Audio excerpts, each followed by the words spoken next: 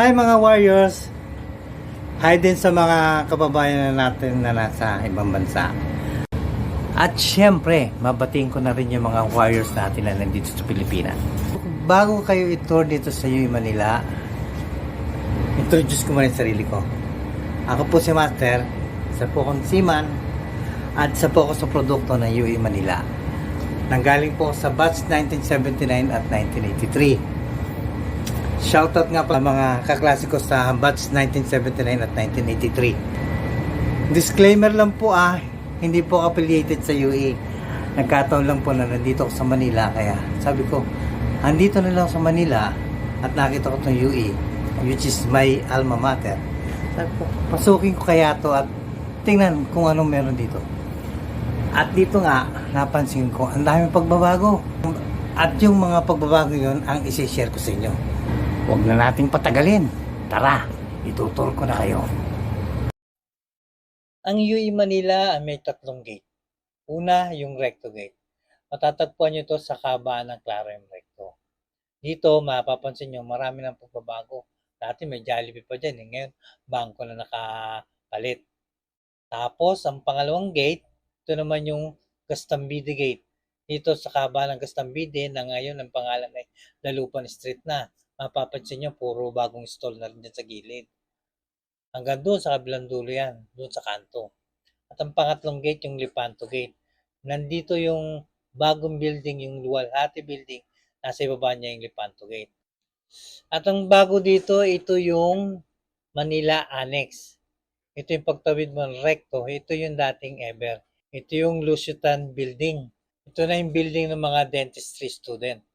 Ngayon, kung hinahanap po yung Ever dito, wala na. Yan na nga ang pumalit, yung Manila Annex. Siyempre, hindi nawawala yung mga top-notchers natin. Lalong-lalo na yung dentistry. Sila na naman yung nangunguna. At sama nyo pa yung engineering, yung mga warrior natin, mga engineers. At huwag niyong kalilimutan, ang UAI, non-smoking university pa rin. Excited na ba kayo makita yung loob ng UE Manila? Tara, samahan niyo ako at pakikita ko sa inyo yung pagbabago sa gate pa lang. Kung yun dati, pakikita mo yung ID mo na plastic. Ngayon, hindi na. Facial recognition na siya. Kaya bongga na talaga. Pagpasok mo, may thank you ka pa. Pagpasok ko ng Recto Gate, dito na kagad ako dumiretso sa quadrangle. Dito, may naaalala ka ba? Siyempre, hindi pwedeng wala kang maalala dito. Ayan, makikita nyo, yan yung Luwalhati Building. Nasa likod siya ng SFC. Yan yung ipinalit sa nasunog na CAS Building. Alam ko, isa rin kayo sa mga magandang memory sa lugar na ito. Dito, ang natatandaan ko palagi, yung Christmas tree, diyan palagi nilalagay. Wala pa rin siyang pagbabago, siya pa rin yan. Yung quadrangle na yan.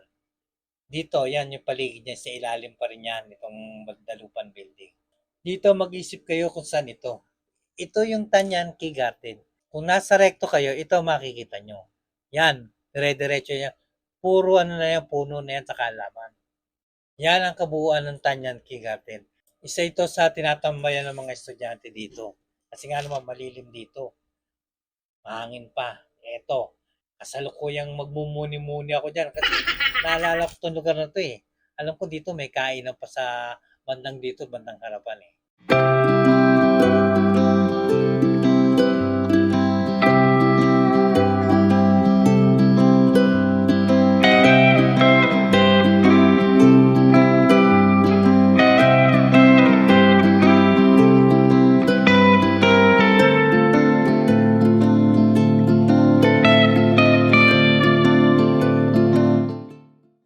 This time, pupunta na ngayon tayo dito sa may Gastambide Gate.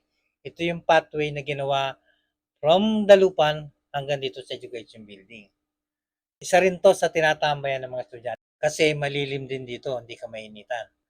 Yung nakikita nyo yan, yan yung Gastambide Gate. At ang building na kinatatayuan yan ay yan yung Science Building. Itong nasa kanan yung P.O. Domingo na dating LMB Building. Alam nyo, wala pa rin nabago dyan. At ito yung dating Secretariat Building na naging College of Computer Studies System Building o yung tinatawag nilang CSS. At ito naman yung College of Education Building. Dito nakatayo dating elementary building, yung nasunog din. Ngayon, eto na siya. Education. This time, ang pupunta naman natin yung sinasabi kong bagong building, yung Luwalhati Building. Ito na yung bagong building na kapalit ng CAS building na nasunog. Dito sa ground floor, tingnan makikita nyo, meron ding study area dito. Kaya mapapansin nyo, maraming estudyante dito. Mas maraming nag-stay dito kumpara doon sa ibang lugar. Ano, naninibago kayo, naliliba, no? Itong nilalakaran ko, itong kinatatayo ko, nandito yung dating chapel. Ngayon, kung talagang galing ka dito sa iyo, dapat alam mo kung sino ang Reverend Father natin dito, yung, o yung pari natin. I-comment nyo kung kilala nyo, ako kilala ko. Yan ang escalator nitong bagong building na to. At aakyat tayo dyan mamaya.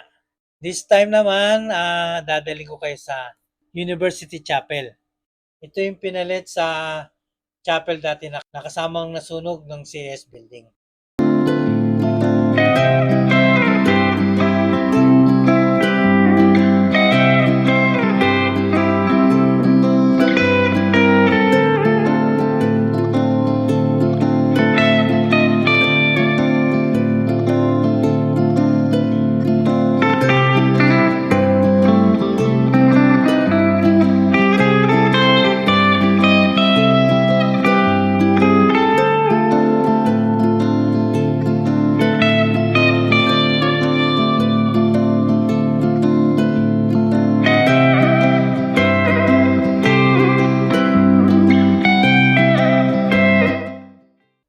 Ngayon, aakyat na tayo ngayon dito.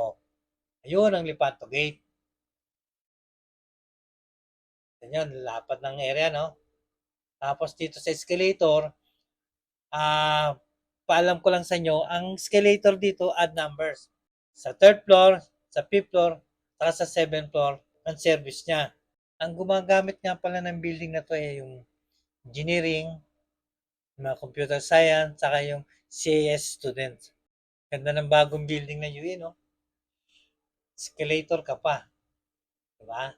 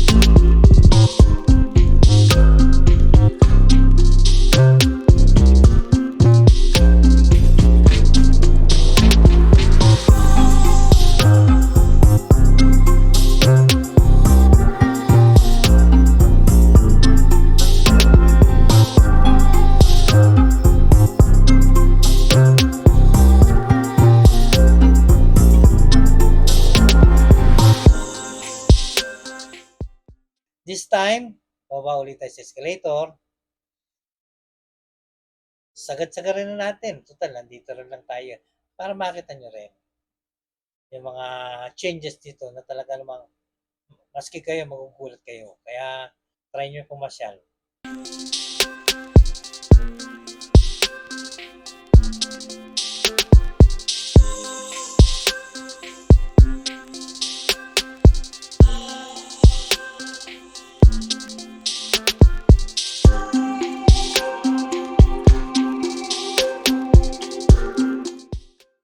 Ngayon naman, pupunta tayo sa roof deck. Sumakit tayo escalator, ngayon mag-elevator tayo. Pupunta tayo sa roof deck para makita nyo kung ano ba meron sa roof deck. Dito, pagpasok mo, ayan, maluwag yan. Diyan nagte-training yung mga Warriors varsity natin. Oh. Maluwag siya. Tapos na doon sa dulo, yung basketball court. Kaya lang ang problem, sinabihan nila ako na sarado raw kaya hindi ko nakita. Pero malaki yung gym na yan. Air condition pa siya. Yan na mga kapwa ko Warriors. Nailibot ko na kayo. Nandito ngayon ako sa Lepanto Gate. At dito makikita nyo, ang ganda na ng gate dito sa Lepanto. Napakaluwag na. Kayo mga ka-Warriors, ano ang experience nyo dito sa UAE Manila? Good pa or bad?